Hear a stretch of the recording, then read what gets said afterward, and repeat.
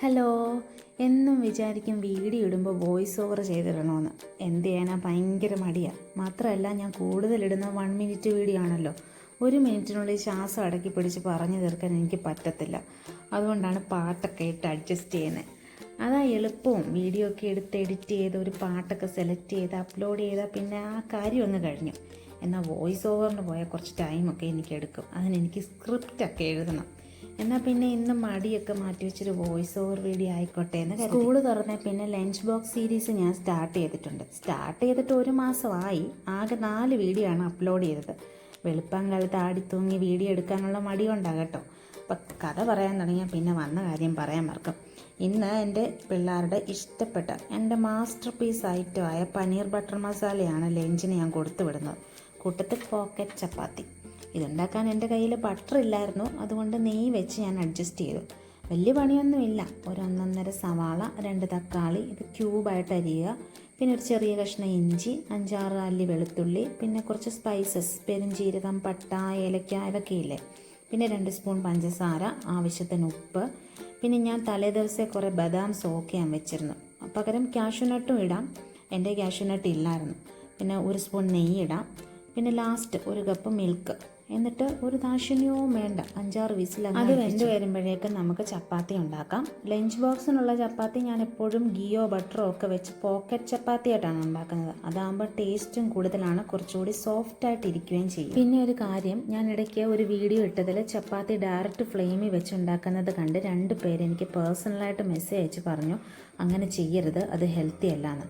അത് കഴിഞ്ഞാൽ പിന്നെ ഞാൻ ചെയ്തിട്ടേ ഇല്ല കേട്ടോ. ഞാൻ ചപ്പാത്തി ഉണ്ടാക്കാൻ പഠിച്ചത് നോർത്ത് ഇന്ത്യ വെച്ചാണ്. പക്ഷേ അവരെല്ലാം ഈ മെത്തേഡാണ് ഫോളോ ചെയ്യുന്നത്. അങ്ങനെ ചെയ്യുമ്പോൾ ഇങ്ങനെ ഫുൾക്കയായിട്ട് നമുക്ക് കിട്ടാറുണ്ട്. എനിക്കത് ഭയങ്കര ഇഷ്ടമായിരുന്നു അങ്ങനെ ഉണ്ടാക്കാൻ. പക്ഷേ എനിക്കിനിയും പേടിയാണ്. ഞാനിവിടെ യൂസ് ചെയ്യുന്നത് അമൂലിൻ്റെ പനീറാണ്. അതിൻ്റെ പകുതി കൂടുതൽ ഞാൻ എടുത്തിട്ടുണ്ട്. നല്ല പനീറാണ് കേട്ടോ. നമ്മുടെ അടുത്തുള്ള കടകളിലൊക്കെ ഉണ്ട്. അതിൻ്റെ ഇടയിൽ എൻ്റെ ഫോൺ ട്രൈപോഡിൽ നിന്ന് മറിഞ്ഞു പോയിട്ടുണ്ട്. എന്തൊരു പാടാണെന്നറിയാം ഒരു വീഡിയോ ഒക്കെ എടുക്കാൻ. ഫോണ് കറിക്കകത്തൊക്കെ വീഴാൻ പോയ സാഹചര്യങ്ങളൊക്കെ വന്നിട്ടുണ്ട്. ഇനി ചപ്പാത്തി ഓരോന്നോരോന്നായിട്ട് ചുട്ടെടുക്കാം. 2 സൈഡും വെന്ത് വരുമ്പോൾ നെയ്യൊക്കെ തടവി നല്ലതായിട്ട് പ്രസ് ചെയ്തൊക്കെ എടുക്കുക. ഇങ്ങനെ ഉണ്ടെങ്കിൽ നല്ല ടേസ്റ്റാണ്. ഞാനാണെങ്കിൽ കറിയൊന്നും ഇല്ലാതെ തന്നെ ഇങ്ങനെ കഴിക്കാറുണ്ട്. ചപ്പാത്തി ഉണ്ടാക്കി കഴിഞ്ഞപ്പോഴേക്കും നമ്മുടെ പനീറിൻ്റെ മസാല റെഡിയായി കഴിഞ്ഞിട്ടുണ്ട്. ആവിയൊക്കെ പോയിട്ട് നമുക്ക് ഇവനെ ഐസ് വാട്ടറിലൊന്ന് തണുപ്പിക്കാൻ വെക്കാം. എന്തിനാണെന്ന് വെച്ചാൽ ഈ മസാല നമുക്ക് ബ്ലെൻഡ് ചെയ്യണം, നല്ല പേസ്റ്റാക്കി എടുക്കണം. വലിയ പണിയൊന്നുമില്ല. നോർത്ത് ഇന്ത്യൻസ് ഉണ്ടാക്കുന്ന ഈ റെസിപ്പി ഇച്ചിരി കോംപ്ലിക്കേറ്റഡ് ആണ്. അവർ കുറേ മസാലയൊക്കെ ചേർക്കാറുണ്ട്. അതുപോലെ അവരുടെ ആ റെസിപ്പിക്ക് കുറേ ടൈം എടുക്കാറുണ്ട്. ഇതൊരു അരമണിക്കൂറിനുള്ളിൽ നമ്മുടെ ഈ കറി റെഡിയാക്കി എടുക്കാം നമുക്ക്. ഞാനിതിൻ്റെ ഏറ്റവും സിംപ്ലസ്റ്റ് ഫോമിലാണ് ഉണ്ടാക്കുന്നത്. പക്ഷേ ടേസ്റ്റിന് കോംപ്രമൈസ് ഒന്നുമില്ല കേട്ടോ. ചപ്പാത്തി ഉണ്ടാക്കാൻ എടുത്ത ഗീ ബാക്കി വന്നത് ഒഴിച്ചു. പിന്നെ അതൊന്ന് ചൂടായി വന്നപ്പോൾ 2 സ്പൂൺ മുളക് പൊടി, 1/2 സ്പൂൺ മഞ്ഞൾപ്പൊടി ഇട്ടു. അത് പച്ചമണം മാറുന്ന വരെ ഇളക്കി കൊടുക്കണം. എന്നിട്ട് കരിയുന്നതിന് മുമ്പ് പനീർ ഇടണം, ഇളക്കണം. പനീർ ഒന്ന് റോസ്റ്റ് ആവട്ടെ. എന്നിട്ട് ഒന്നുമില്ല, നമ്മുടെ അരച്ച് വെച്ച മസാല ചേർക്കുക, ഇളക്കുക. ആ ജാറ് തന്നെ കഴുകി ആവശ്യത്തിന് വെള്ളം ചേർക്കുക. അടച്ച് വെച്ചൊരു 2 മിനിറ്റ് തിളപ്പിക്കണം. അപ്പോൾ 2 മിനിറ്റൊക്കെ കഴിഞ്ഞിട്ട് ഉപ്പൊക്കെ നോക്കി ആവശ്യമുണ്ടെങ്കിൽ ഉപ്പിടാം. പിന്നെ ലാസ്റ്റ് സ്റ്റെപ്പ് എന്ന് പറയുന്നത് മല്ലിയില ഇടുന്നതാണ്.